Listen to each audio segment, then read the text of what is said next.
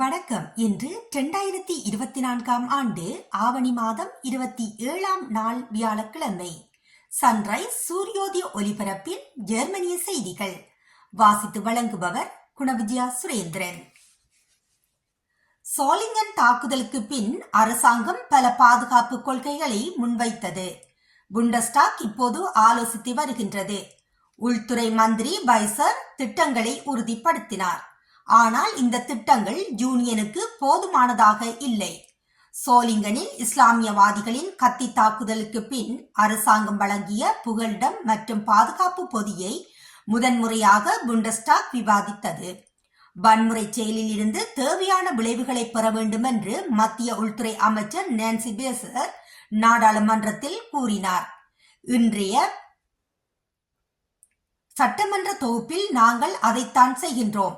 இது தனது குடிமக்களின் சுதந்திரத்தையும் பாதுகாப்பையும் உறுதிப்படுத்தும் ஜனநாயக அரசின் அடிப்படை வாக்குறுதியை நிறைவேற்றுகின்றது.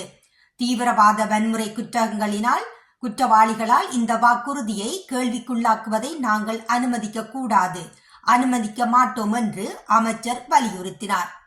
அதே நேரத்தில் சுதந்திரமான திறந்த நிலையில் 100% பாதுகாப்பு இருக்க முடியாது என்று பைசர் மேலும் தெளிவுபடுத்தினார்.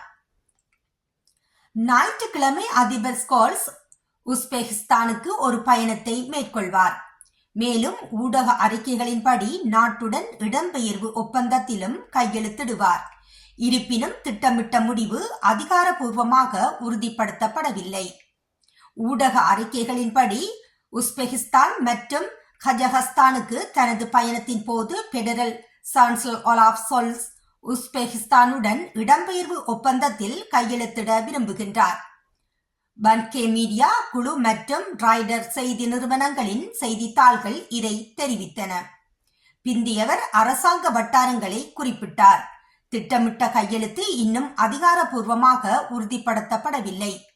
மத்திய அரசின் சிறப்பு பிரதிநிதி ஜோஹிம் ஸ்டாம்ப் சாத்தியமான இடம்பெயர்வு ஒப்பந்தங்கள் குறித்து பல நாடுகளுடன் ரகசிய விவாதங்களை நடத்தி வருவதாக கடந்த அக்டோபர் மாதம் ஏற்கனவே அறிவிக்கப்பட்டது.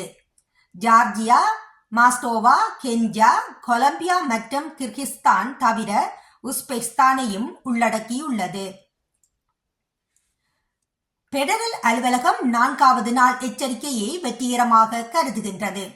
காலை 11 மணிக்கு ஜெர்மனி முழுவதும் செல்போன்களும் சைரன்களும் ஒலித்தன. அவசர எச்சரிக்கை அமைப்புகளை அதிகாரிகள் சோதனை செய்வது இது 4வது முறையாகும். பொறுப்பான மத்திய அலுவலகம் மற்றும் உள்துறை அமைச்சர் பேசர் திருப்தி அடைந்தனர். சிவில் பாதுகாப்பு மற்றும் பேரிடர் உதவிக்கான பெடரல் அலுவலகம் 4வது நாடு தழுவிய எச்சரிக்கை நாள் வெற்றிகரமானதாக மதிப்பிடப்பட்டுள்ளது. திட்டமிட்டபடி நாங்கள் பரந்த அளவிலான எச்சரிக்கை சாதனங்களுடன் மக்களை அடைந்தோம் என்று PPK தலைவர் ரால்ப் டைஸ்லர் விளக்கினார். அவ்வாறு செய்வதன் மூலம் எங்கள் எச்சரிக்கை அமைப்புகளின் செயல்திறனை நாங்கள் நிரூபித்துள்ளோம். ஆனால் எச்சரிக்கைகள் பற்றிய முக்கியமான தலைப்பை பற்றிய விழிப்புணர்வையும் ஏற்படுத்தியுள்ளோம். எச்சரிக்கை அமைப்புகள் மீண்டும் ஒரு பெரிய அழுத்த சோதனையில் தேர்ச்சி பெற்றுள்ளன என்று மத்திய உள்துறை அமைச்சர் நான்சி பேசர் கூறினார். என்று எச்சரிக்கை முகவர் கலவை ஜெர்மனியில் கிட்டத்தட்ட அனைவரையும் சென்றடைகின்றது என்று பைசர் மேலும் விளக்கினார். எச்சரிக்கை அமைப்புகள் அவசர காலங்களில் உயிர்களை காப்பாற்றின. எச்சரிக்கை அமைப்புகள் மேலும் மேம்படுத்தக்கூடிய இடங்கள் இப்போது கவனமாக மதிப்பீடு செய்யப்படுகின்றன. இன்று காலை 11 மணியளவில் நாடு முழுவதும் குடிமக்களின் செல்போன் மற்றும் டேப்லெட்டுகளில் எச்சரிக்கை செய்திகள் வந்த வண்ணமே உள்ளதாக தெரிவிக்கப்படுகின்றது.